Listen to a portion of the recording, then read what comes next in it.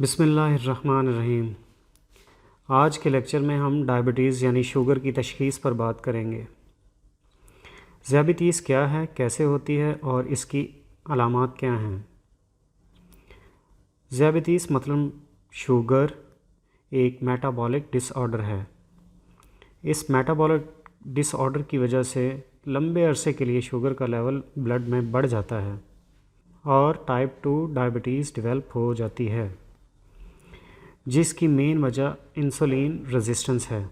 इसकी ख़ास अलामात बार बार पेशाब आना, प्यास की शिद्दत और भूख का बार बार लगना है।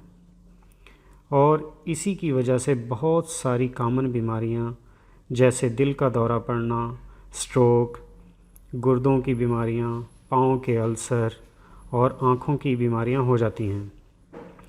शुगर होने की बड़ी वजह या तो पैंक्रियास ज़रूरत के मुताबिक इंसुलिन पैदा नहीं करता या फिर हमारी बॉडी के सेल्स इंसुलिन को एक्सेप्ट नहीं करते। डायबिटीज़ की मेन 3 अक़साम हैं। टाइप 1 इसमें इंसुलिन बिल्कुल नहीं बनती। टाइप 2 में पैंक्रियास ज़रूरत के मुताबिक इंसुलिन पैदा नहीं करता। टाइप 3 औरतों में हमल के दौरान होती है। जैसा कि पिछले लेक्चर्स में आप देख चुके हैं कि इन सब बीमारियों की वजह इंसुलिन रेजिस्टेंस है और इंसुलिन रेजिस्टेंस की 3 बड़ी वजह हैं: शुगर, कार्बोहाइड्रेट्स और बार बार खाना, और ख़ास तौर पर फ्रक्टोज़। ये आम शुगर से भी ज़्यादा ख़तरनाक है और इसकी वजह से डायबिटीज़ जल्दी होती है। और फिर हाई फ्रक्टोज़ कॉर्न सिरप, जो कि जूसेस, कोल्ड ड्रिंक्स और खाने पीने की हर चीज़ में इस्तेमाल हो रहा है। अब सबसे बड़ी अहम बात जिस पर सब लोग ज़ोर दे रहे हैं कि प्रोसेस्ड फूड्स जो कि फैक्ट्री बेकरी से बनकर आ रही है, इससे परहेज़ करें। इस वीडियो में आप सीखेंगे कि इंसुलिन रेजिस्टेंस को डायग्नोस कैसे करते हैं। इंसुलिन रेजिस्टेंस को डायग्नोस करने का सबसे आसान तरीका HOMA-IR यानी homeostatic model of assessment insulin resistance है। इस टेस्ट के लिए 3 चीज़ें दरकार हैं: फास्टिंग ग्लूकोज, HbA1c यानी हीमोग्लोबिन, और 12 घंटे के बाद fasting insulin level. Insulin resistance check करने का बहुत आसान फार्मूला है: fasting blood glucose multiply fasting insulin divided by 405। ये कांस्टेंट है, इसकी नॉर्मल वैल्यू 1 है। अब मैं आपको मिसाल देकर सिखाता हूँ। मिसाल के तौर पर एक मरीज़ की फास्टिंग ब्लड ग्लूकोज 90 मिलीग्राम पर डेसीलीटर है, हीमोग्लोबिन HbA1c 4.7 है और इसका फास्टिंग इंसुलिन 4.5 से नीचे है, तो इस फार्मूले के मुताबिक ये 1 आएगा। तो इस सूरत में इंसुलिन रेजिस्टेंस नॉर्मल है। अब दूसरी एग्जांपल में देखें। इस मरीज़ की फास्टिंग ब्लड ग्लूकोज 85 मिलीग्राम पर डेसीलीटर है और HbA1c 6.3 और इसका फास्टिंग इंसुलिन 10 है, तो फार्मूले के हिसाब से ये 2.1 है। इसको माइल्ड या मॉडरेट या प्री डायबिटिक कहेंगे। मिसाल नंबर 3 देखें। इस मरीज़ को डॉक्टर ने कहा हुआ था कि आपको शुगर नहीं है, और जब ये 5 साल बाद दोबारा टेस्ट करवाने आया तो इसकी फास्टिंग ब्लड ग्लूकोज 100 थी, HbA1c 5.4, और लेकिन ये मरीज़ ख़ुद को नॉर्मल महसूस करता था। मगर जब इसका फास्टिंग इंसुलिन चेक किया वो 20 था। अब फार्मूले के हिसाब से 4.9 आया, जो कि हाईली इंसुलिन रेजिस्टेंस है। और फिर जब 10-12 साल बाद इसी मरीज़ का फास्टिंग ग्लूकोज 200 मिलीग्राम पर डेसीलीटर और HbA1c 10 है और फास्टिंग इंसुलिन 20 है और फार्मूले के हिसाब से 9.9 है, ये मरीज़ हाईली इंसुलिन रेजिस्टेंस है। डॉक्टर हजरात ने इसे टाइप 2 डायबिटीज़ डायग्नोस कर दी है।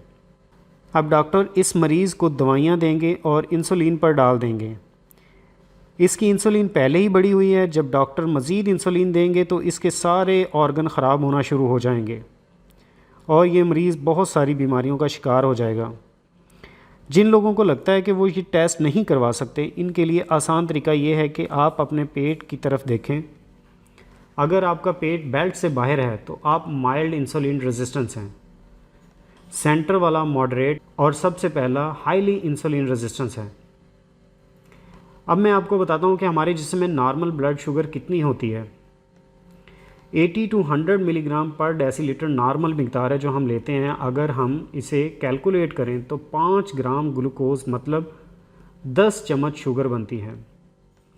हमारे जिस्म में 5 लीटर ब्लड होता है, 1 लीटर ब्लड में 1 ग्राम शुगर चाहिए और डेसीलीटर में तब्दील करें तो 100 मिलीग्राम पर डेसीलीटर होनी चाहिए। मतलब हमारे जिस्म को सिर्फ 5 ग्राम शुगर चाहिए। आप खुद सोचें कि हम अपनी रोज़मर्रा खुराक में कितनी शुगर खा रहे हैं।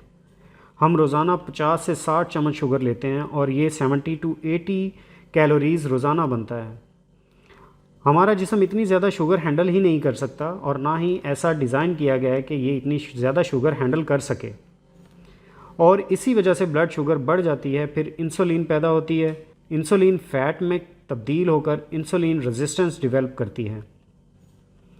अब देखें, 100 ग्राम गंदम यानी आटे में 70 ग्राम ग्लूकोज़ है और इससे तकरीबन 16 चम्मच शुगर बनती है। 100 ग्राम चावल में 78 ग्राम ग्लूकोज़ है और तकरीबन 17 चम्मच शुगर बनती है। 100 ग्राम पके हुए आलू में 81 ग्राम ग्लूकोज़ है और तकरीबन 18 चम्मच शुगर बनती है। और ऐसे ही दूसरे ग्रेन मसलन मकई, बाजरा, जवार, राई, कार्न, इनमें स्टार्च होता है और तकरीबन 14 चम्मच तक शुगर होती है। ग्लूकोज़ के बाद स्टार्च सबसे ज़्यादा इंसुलिन रेजिस्टेंस का सबब बनता है। हमारी खुराक की 2 अक़साम हैं, मैक्रोन्यूट्रिएंट्स मतलब कैलोरीज़ वाली खुराक, माइक्रोन्यूट्रिएंट्स मतलब नो कैलोरीज़। मैक्रोन्यूट्रिएंट्स में कार्बोहाइड्रेट्स जो कि 4 कैलोरीज़ पर ग्राम हैं, प्रोटीन भी 4 कैलोरीज़ पर ग्राम है, फ़ैट 9 कैलोरीज़ पर ग्राम है। हमारा जिस्म कार्बोहाइड्रेट्स और फ़ैट को एनर्जी के तौर पर इस्तेमाल करता है। ये देखें, कार्बोहाइड्रेट्स, फ़ैट्स देखें और अंडे भी प्रोटीन और फ़ैट हैं। ये हैं हमारी खुराक की मिसाल। हमारे जिस्म में प्रोटीन एक यूनिक स्ट्रक्चर और फंक्शन का काम करती है। ये enzymes, antibodies, ball, skin, muscles, ligaments, hormone, blood clots, haemoglobin और ओवल ब्यूमन वगैरह बनाती है। इसलिए हमें प्रोटीन लेने की ज़रूरत पड़ती है। चावल, आटा, मैदा, कार्न, आलू, ब्रेड ये हमारे सबसे ज़्यादा इस्तेमाल होने वाले कार्बोहाइड्रेट्स हैं। बटर बहुत अच्छा फ़ैट है। अखरोट प्रोटीन और फ़ैट है। ड्राई फ्रूट और नट्स भी फ़ैट का अच्छा सोर्स हैं। माइक्रोन्यूट्रिएंट्स में कोई कैलोरिक वैल्यू नहीं होती। इसमें vitamins, minerals, trace elements, phytochemicals, fibre और वाटर आते हैं। माइक्रोन्यूट्रिएंट्स नॉर्मल बॉडी फंक्शन के लिए बहुत अहमियत रखते हैं। हमारे जिस्म का मेटाबॉलिज्म पहले कार्बोहाइड्रेट्स को इस्तेमाल करता है और बाद में फ़ैट को फ्यूल के तौर पर इस्तेमाल करता है, क्योंकि ग्लूकोज टॉक्सिक है और बॉडी कोशिश करती है पहले ग्लूकोज इस्तेमाल करें। ग्लूकोज अनस्टेबल होता है, जैसे आपने खाना खाया, शुगर ऊपर गई फिर नीचे आ गई, फिर खाना खाया फिर ऊपर गई फिर नीचे आ गई, और इसी तरह शुगर ऊपर और नीचे होती रहेगी। और फ़ैट स्टेबल है। फ़ैट को ब्रेन और मसल्स बड़ी खुशी से इस्तेमाल करते हैं। फ़ैट हाई ऑक्टेन पेट्रोल की तरह स्टेबल है और ग्लूकोज डीजल की तरह अनस्टेबल है। जो चीज़ें इंसुलिन को जितना ज़्यादा स्टिमुलेट करेंगी वो इतना ज़्यादा भूख पैदा करेगी। आम हालात में हमारा जिस्म ग्लूकोज को एनर्जी फ्यूल के तौर पर इस्तेमाल करता है। ग्लूकोज सबसे पहले ग्लाइकोजन में तब्दील होगा, जो ज़्यादातर लिवर और मसल्स में होता है, और जब ग्लाइकोजन का स्टोर ख़त्म हो जाएगा इसके बाद बॉडी फ़ैट को इस्तेमाल करेगी। फ़ैट बहुत अच्छा फ्यूल है, जिस्म के लिए बहुत बेहतर है। फ़ैट पहले लिवर में कीटोन में तब्दील होगा, फिर ब्रेन और मसल्स इसको इस्तेमाल करेंगे। हमारा मेन मकसद है कि आप 3 चीज़ों से महफूज रह सकें, जो कि ड्रग मसलन दवाई, डिजीज़ बीमारियां और डॉक्टर हजरात से। आप बहुत आसानी से इन 3 चीज़ों से महफूज रह सकते हैं।